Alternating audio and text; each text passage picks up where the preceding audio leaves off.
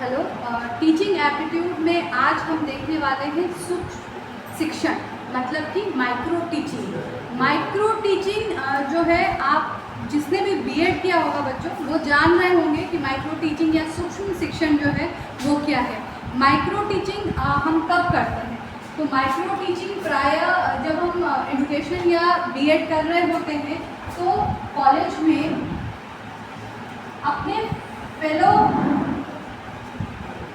Students के सामने ये टीचिंग करते हैं। इसको हम मॉक टीचिंग भी कहते हैं, इसे हम मॉक टीचिंग भी कहते हैं, या इसे हम लैब टीचिंग भी कहते हैं। ये नाम आप याद रखेंगे, इसे हम मॉक टीचिंग भी कहते हैं, इसे हम लैब टीचिंग भी कहते हैं। और इसे हम मॉक या लैब टीचिंग कहते क्यों हैं? क्योंकि यह एक नियंत्रित माहौल में किया जाता है। यह एक नियंत्रित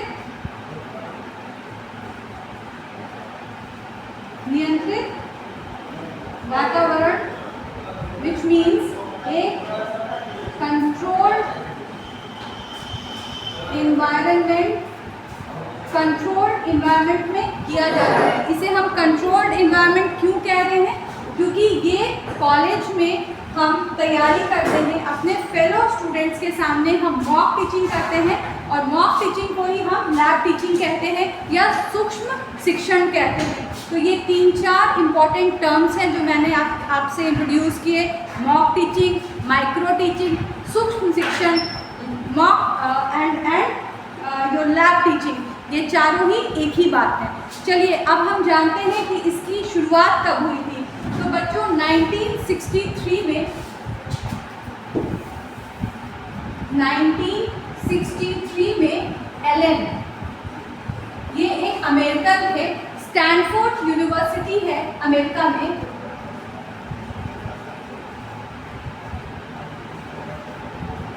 स्टैनफोर्ड यूनिवर्सिटी है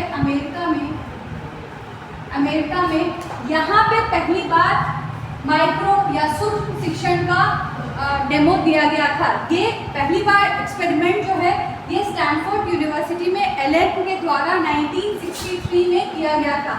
ये कॉन्सेप्ट इंडिया में किस कॉन्सेप्ट की बात कर रही हूँ मैं? माइक्रो या सूक्ष्म शिक्षण या टीचिंग। सूक्ष्म शिक्षण या माइक्रो टीचिंग इंडिया में पहली बार डी तिवारी, आप इनको याद रखेंगे, डी तिवारी 1967 में इन्होंने लाया था। यही कॉन्सेप्ट इन्होंने इंडिया में 1967 में लाया था। तो दो नाम माइक्रो टीचिंग से जुड़े हुए बहुत महत्वपूर्ण हो जाते हैं। एक है एलन जो कि स्टैनफोर्ड यूनिवर्सिटी अमेरिका से जुड़े हुए हैं, दूसरा डी तिवारी जिन्होंने 1967 में इंडिया में सूक्ष्म शिक्षण के कोर्स शुरू किया था। माइक्रो टीचिंग कहाँ की जाती है बच्चों? तो यह एक नियंत्रित कंट्रोल्ड एनवायरनमेंट में, कॉलेज में जब बीएड करते हैं या किसी भी टीचिंग के कोर्स को हम करते हैं तो हमें वहाँ सिखाया जाता है। मुझे लगता है यहाँ तक आप क्लियर होंगे। चलिए आगे बढ़ते हैं और जानते हैं कि ये सूक्ष्म शिक्षण किया कैसे जाता है, इसमें क्या क्या होते हैं, क्या एलिमेंट्स हैं। आइए, सूक्ष्म शिक्षण या माइक्रो टीचिंग में सबसे ज़्यादा महत्वपूर्ण होता है प्लानिंग को। सबसे ज़्यादा इम्पोर्टेंस मिलता है प्लानिंग को। मतलब एक शिक्षक अपनी योजना बनाता है। एक शिक्षक सबसे पहले अपनी योजना बनाता है और ये योजना के बाद एक योजना के साथ वो क्लास में शिक्षण के लिए पहुंचता है। शिक्षण जो है वो किसके सामने करता है? तो क्या वहाँ उसके सामने स्टूडेंट्स होते हैं? नहीं। सूक्ष्म शिक्षण के में विद्यार्थी या लर्नर को नहीं पढ़ाया जाता है, जबकि अपने फेलो मेंबर्स, मतलब अपने जो बैचमेट्स हैं उनके सामने शिक्षा दी जाती है। तो ये 6 मिनट पढ़ाया जाता है। पहला स्टेप, पहले योजना बनी। योजना क्लास के बाहर की चीज़ है। टीचिंग जो है वो 6 मिनट की गई और 6 मिनट पढ़ाने के बाद जो क्लासरूम में फीडबैक या प्रतिपुष्टि के लिए अगले 6 मिनट दिए जाते हैं। तो शिक्षण के लिए 6 मिनट हो गए, प्रतिपुष्टि के लिए अगले 6 मिनट हो गए। फीडबैक बहुत इंपॉर्टेंट है। आपके जो फेलो मेंबर्स हैं जब आप पढ़ाते हैं तो उसके ऊपर अपनी प्रतिपुष्टि या फीडबैक देते हैं। 6 मिनट फीडबैक के बाद हम आते हैं स्ट्रक्चर या जो प्लान आपने बनाया था उसको हम रीप्लान करते हैं पुनर्योजना बनाने पे, जो कि आपके फेलो मेंबर्स के सामने होता है। आप 12 मिनट का समय मिलता है, तो शिक्षण 6 मिनट, प्रतिपुष्टि 6 मिनट, लेकिन पुनर्योजना या रीप्लानिंग जो है वो 12 मिनट का होता है। इसके बाद हम चले जाते हैं टीच को, फिर से प्लान बना के। ये प्लानिंग, पहला प्लानिंग क्लास के बाहर होता है, दूसरा प्लानिंग क्लास में ही होता है in front of your fellow members.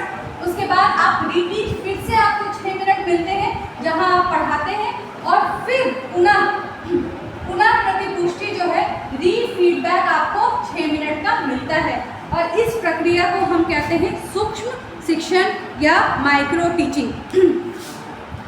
ये जो पूरा प्रोसेस है बच्चों, ये शिक्षा या शिक्षण की प्रक्रिया को और ज़्यादा बेहतर बनाने के लिए किया जाता है। इसका उद्देश्य शिक्षण को और व्यवस्थित बनाना है। तो आप बोलेंगे इसमें जो पूरा समय लिया गया वो लिया गया 6 मिनट का शिक्षण, 6 मिनट की प्रतिपुष्टि, 12 मिनट का पुनर्योजना, उसके बाद 6 मिनट पुनः शिक्षण, और फिर 6 मिनट हो गया आपके रीफीडबैक के लिए। तो ये पूरा टोटल मिला के आपको मिलते हैं 36 मिनट्स। तो अगर आपसे पूछा जाए कि डी तिवारी के द्वारा दिए गए सूक्ष्म शिक्षण, डी तिवारी के द्वारा दिए गए सूक्ष्म शिक्षण में पूरा माइक्रो टीचिंग जो है, सूक्ष्म शिक्षण कितना ड्यूरेशन है या समय दिया जाता है, तो आपका सही जवाब होगा 36। देखिए, आप एलएन के माइक्रो टीचिंग से डी तिवारी, एलएन के माइक्रो टीचिंग से डी